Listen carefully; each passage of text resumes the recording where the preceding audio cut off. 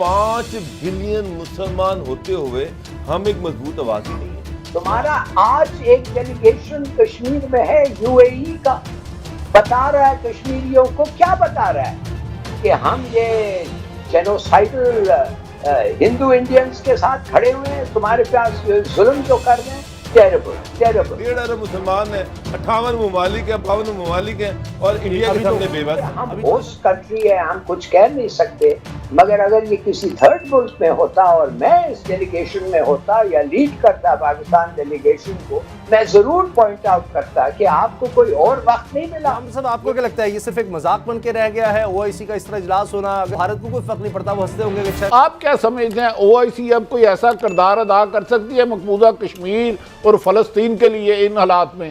بڑا مشکل لگتا ہے مجھے، اس لیے کہ ہم ویک ہیں، او آئی سی ڈس یونائٹڈ ہے، اتفاق نہیں ہے، کمزور ہے، اور جو چیزیں پرائم منسٹر نے پوائنٹ آؤٹ کیا تھا، جو مدینہ ریاست کو کیا، مانے ہے کہ انصاف اور امیر اور پاورفل کو جسٹس، غریب جب آتا ہے ان کے سامنے جسٹس دینا، یہ تو وہ ایک قسم کا ایک امپلائڈ سا وہ کہہ رہے ہیں، تو سوچو تو صحیح آج کیا ہو رہا ہے وہاں۔ اور یہ کہا جب انہوں نے کہ 1.6 ٹریلین ڈالرز چوری ہو کے غریب ملکوں سے، غریب ملکوں او آئی سی زیادہ تر 6-8 ملک چھوڑنے کا غریب ملک ہے نا، ادھر سے جاتے ہیں ڈیولپڈ کنٹریز کو اور کوئی نہیں پکڑا جاتا، منی لانڈرنگ، کرپشن۔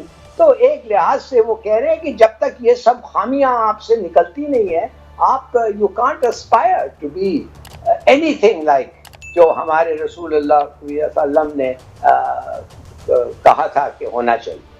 اچھا، لالی صاحب، خان صاحب نے خود وزیر اعظم مایوسی کا اظہار کیا کشمیر اور فلسطین پہ او آئی سی کے حوالے سے، تو آپ کوئی سمجھتے ہیں کہ اس کے علاوہ بھی کوئی کامیابی ہے؟ یہ دو ایشو تو سمجھ آ گیا کہ مایوسی ہے، اینی سکسیس او آئی سی؟ بالکل نہیں ہوگا۔ فلسطین اور کشمیر پہ افسوس سے یہ کہنا پڑتا ہے، فلسطین میں تو وہ تو کھڑے ہو گئے ہیں اسرائیل کے ساتھ، بھائی ان کا پریزیڈنٹ، ان کا پرائم منسٹر، ان کا انٹیلیجنس کوآپریشن، ان کا تو آرم فورسز کوآپریٹ کرنے لگے ہیں۔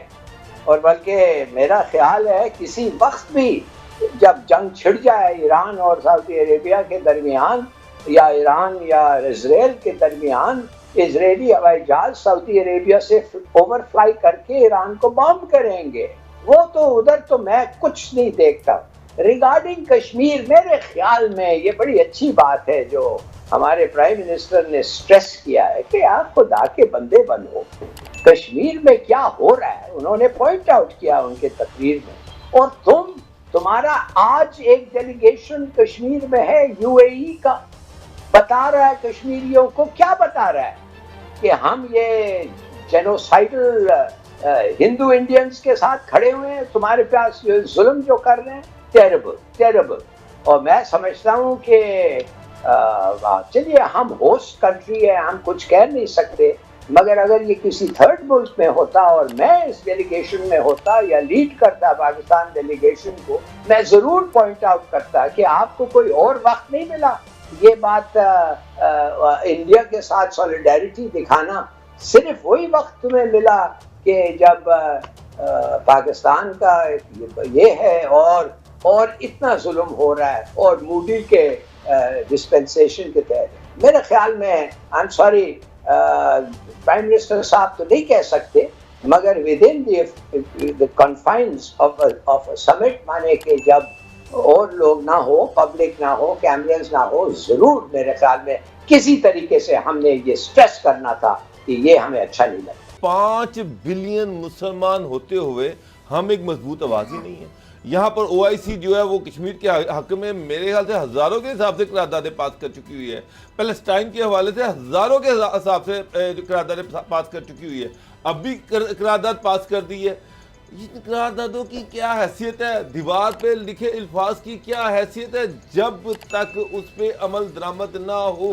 اب مسئلہ یہ ہے کہ ایک طرف قرارداد پاس کی جا رہی ہے اور یونینیمس قرارداد پاس کی جا رہی ہے کہ انڈیا جو ہے وہ کشمیر کے حوالے سے یو این او جو ہے وہ اس کا نوٹس لے، وہاں پر پلیبیسائٹ کروایا جائے۔ دوسری طرف دبئی اور یہ جو دوسری امارات ہیں وہ کشمیر کے اندر انویسٹمنٹ کر رہی ہیں۔ इंडिया नहीं कश्मीर के अंदर इन्वेस्टमेंट करेंगे।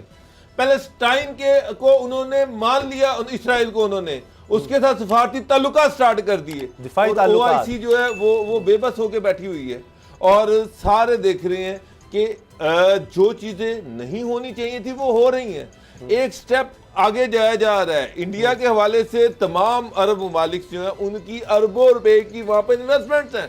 वो साफ कहते हैं कि जी कारोबार के ऊपर हम पाकिस्तान को तरजीह नहीं दे सकते। तो फिर मेरा सवाल ये है कि फिर देखिए एक बहुत बड़ा इवेंट था, ये पाकिस्तान की बहुत बड़ी कामयाबी है। 3-4 दिनों के लिए कश्मीर फलस्तीन का इशू जो है वो दुनिया की हेडलाइंस में आ जाएगा। उसके बाद आज उस पर रेजोल्यूशन आ गई, उस पर सारे ममालिक ने बोल दिया, एक जॉइंट डिक्लेरेशन भी आ जाएगा, वो तमाम मुस्लिम ममालिक के अखबारात और दुनिया इंटरनेशनल मीडिया की जीनत भी बन जाएगा। कल परसों चौथ उसके बाद क्या होगा? क्या कश्मीर का मसला उससे हल हो जाएगा? क्या फलस्तीन का मसला हल होगा? क्या इस्लामोफोबिया का मसला हल होगा? अच्छा।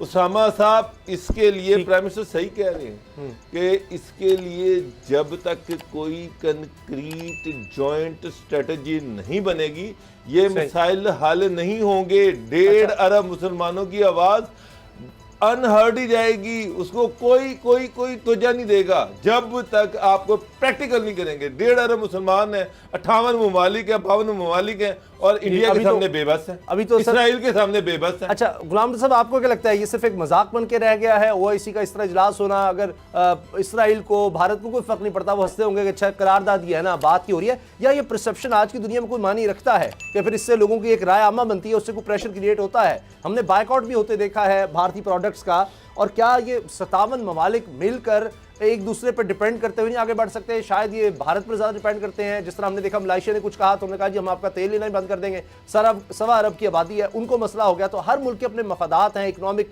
इंटरेस्ट हैं, उस वजह से ये ओआईसी मिलकर भी कुछ नहीं कर पाती। आपके ख्याल से एक मजाक बन गया है, या आपको लगता है कि जिस तरह 15 मार्च का दिन इस्लामोफोबिया के खिलाफ दिन मनाना, ये भी ज़ाहिर है पाकिस्तान आगे बढ़ा, ओआईसी की ज़ाहिर है इसमें सारे मिलकर आवाज़ उठाई तो कौम मुत्तहिदा को भी मानना पड़ा। क्या इस हवाले से भी कोई आप प्रैक्टिकल स्टेप देख रहे हैं या नहीं? लीग ऑफ द नेशंस का हाल सारी दुनिया ने देखा था, पाकिस्तान ने भी हालत उसकी देखी, और इस वक्त जो सूरत हाल नज़र आ रही ओआईसी की वो लीग ऑफ नेशंस के मुताबिक तकरीबन उसी तरह की बनी हुई है। एक ऐसा फोरम जहाँ पे नशिस्तन, गुफ्तन, बर्खास्तन के अलावा आज तक किसी भी आपके इस फोरम से कोई ऐसा कॉन्क्रीट स्टेप नहीं उठाया गया जिससे हम ये कह सकें, या मुस्लिम उम्मा को इकट्ठा नहीं किया गया।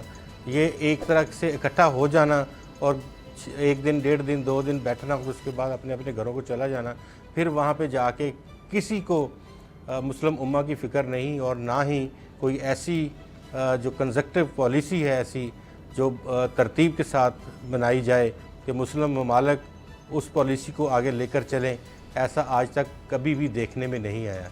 अच्छी बात है कि मुस्लिम ममालिक इकट्ठे होते हैं और इत्तेहाद मिल्लत की बात करते हैं, इत्तेहाद और यगानगत की बात करते हैं। मैं यहाँ थोड़ा सा इन ममालिक की अपने मुल्क से शुरू करते हुए बाकी ममालिक की सूरत हाल की तरफ जाऊँगा। यहाँ मुस्लिम उम्मा की दर्स दिया जाता है, तबलीग की जाती है, मुस्लिम उम्मा को इकट्ठा करेंगे। आप अपने मुसलमान भाइयों से हाथ मिलाना पसंद नहीं करते और आप मुस्लिम ममालिक के सारी दुनिया के लोगों को इकट्ठा करना चाहते हैं। सऊदी अरब को देख लेंगे, वहाँ आपको वहाँ के अंदर आपको इख्तलाफात कैसे नज़र आते हैं। यहाँ आपको यूएई में देख लेंगे, वहाँ आपको बहुत सारी चीज़ें आपको नज़र आती हैं जिनका हम अपने मोहब्बत भरे दोस्तों की वजह से बात नहीं करते। और सूडान, उसके साथ अफ्रीकन ममालिक, उसके साथ लीबिया, शाम, इराक, ईरान, और फिर हमें अफ़गानिस्तान, फिर हमें, यानी कि पोलराइजेशन है। आपको हम मतलब डेस्परेटली हम वो पूरी बातें ऐसी परेशान कुन है कि वो हम नहीं कर सकते, और यहाँ पे आके बात करना शुरू करें। पहले अपने आप को तो अपने मुल्क में इकट्ठा कर लें, हम अपनी मिलत को, अपनी कौम को तो इकट्ठा कर लें, हम एक साए तले, एक उस बैनर के तले आ जाएं। हमारे अंदर तो रसूलुल्लाह सल्लल्लाहु अलैहि वसल्लम की अहादीस के मुताबिक बर्दाश्त, तहम्मुल, बुर्दबारी होनी चाहिए, तभी हम दूसरों को तबलीग करेंगे। क्या वो है एक जुमला कि लोगों को नसीहत खुद मियाँ फसीहत,